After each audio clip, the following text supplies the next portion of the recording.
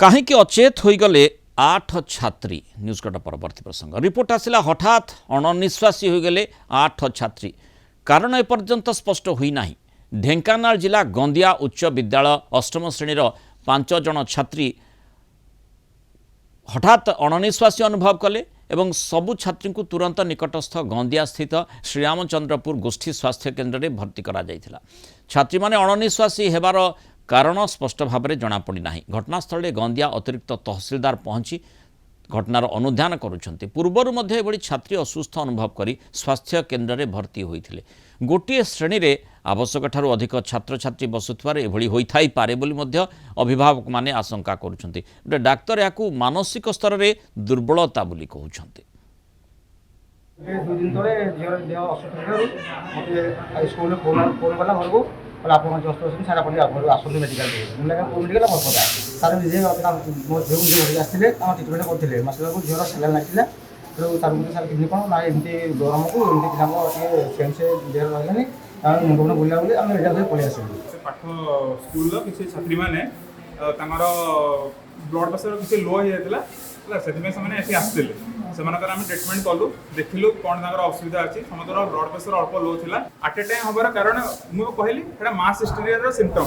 मास hysteria जिनसा हूँ कि आम जड़े देखिले आज नर्भस होता हम वीक टे फिल कर डॉक्टर साहब कथा भी हेली से कहते साइकोलोजिकली मैंने जनकर कौन प्रोब्लेम होता साइकोलोजिकली देखिए एमती बर्तमान तो ठीक अच्छे। ढेंकानाल रिपोर्टर अथय साहू आम सहित जोड़ी अधिक सूचना अथय जो भली भाव में 8 जन छात्री एकाठी असुस्थ हेले डाक्तर कहवा कथा जे जन को देखी अन्य माने असुस्थ होइथिबे किंतु माने जोठी गोटे स्ट्रेस आसे एवं जने भाबिबो जे मु मध्य एभली परिस्थिति रहिछि कि किछि कारण सी भी कथबार्ता ही थाई पारंती से प्रकार विभिन्न आकलन करा जाई पारे किंतु पूर्व मध्य एभली घटना घटिबा कथा संपर्क में सूचना आमे देखुचे तेणु अंततः एबे कारण कौन रही अनुधान कर आवश्यकता रही। अभिभावक कहवा कथा जे अधिक संख्यार छात्र छात्री किंतु पाग बर्तमान जमती रही अंततः से दृष्टि देखिले हठात आउ जो स्कूल हतार जो चित्र आम दर्शकों को देखौछे से जना पड़ुथिबो जे माने जो वायु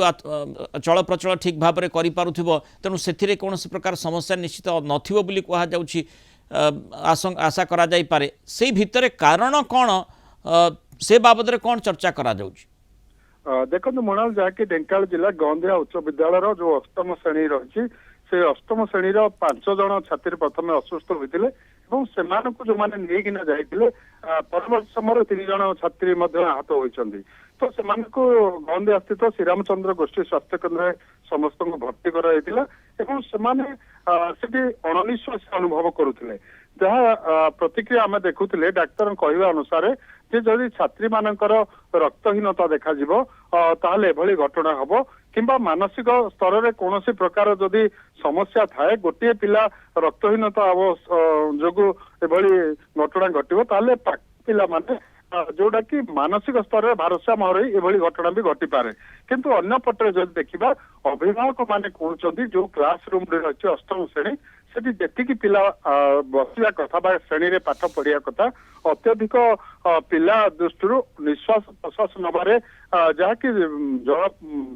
वेंटिलेशन प्रोब्लेम रु एभली घटना घटी पारे आशंका करा जाउची किंतु घटना एठी केवल छात्री बसुछंती ना छात्र मध्य तांको सहित पाठ पढुछंती देखो छात्र छात्री उभय जदिव पाठ पढ़ुं किंतु छात्री मान घटना बारंबार सामना को आसूची कहीं पूर्वर जदि देखा आम जहाँ कथा होलु पूर्वर 2-4 जन छात्री असुस्थ अनुभव करते अणनिश्वास जो से स्वास्थ्य केन्द्र में भर्ती होते परवर्ती समय से ठीक गढ़ जाते आज ठीक एका भली घटना घटी जहाँकि प्रथम 5 जन तापर 3 जन तेणु 8 जन छात्री आहत होती तेणु घटना कौन ना कहीं डाक्तर कहवा अनुसार रक्तहीनता हो पारे किंबा कौन से मानसिक भारसाम्य एभली जड़े छात्री हेले अन्य माने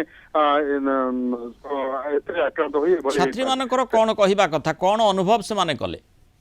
से अनुभव कर श्वास प्रश्वास नबारे से कष्ट अनुभव करी मुंड बुलेवा ठारू आरंभ करी जमती गोड़ हाथ किसी झिमझिम हो भली अनुभव कर जहाद्वारा कि निकटस्थ जो रही श्रीरामचंद्र गोष्ठी स्वास्थ्य केन्द्र से श्रीरामचंद्रपुर गोष्ठी स्वास्थ्य केन्द्र भर्ती कराई कि डाक्तर या ହାଲକା ଭାବରେ ନେଇଛନ୍ତି ଯେ ଏହା କେବଳ ରକ୍ତହୀନତା ହେଲେ ହବ, ତାହେଲେ ମାନସିକ ସ୍ତରରେ ଏଭଳି କୌଣସି ପ୍ରକାର ଛାତ୍ରୀମାନେ ମାନସିକ ଯୋଗୁଁ ଏଭଳି ହେଇଥାଇପାରେ ବୋଲି ପ୍ରଥମ ଅନୁଭବ କରୁଛନ୍ତି। ବହୁତ ଧନ୍ୟବାଦ ଅଥୟ ସାହୁ ସୂଚନାରେ ଆମ ସହିତ ରହିଥିବାରୁ।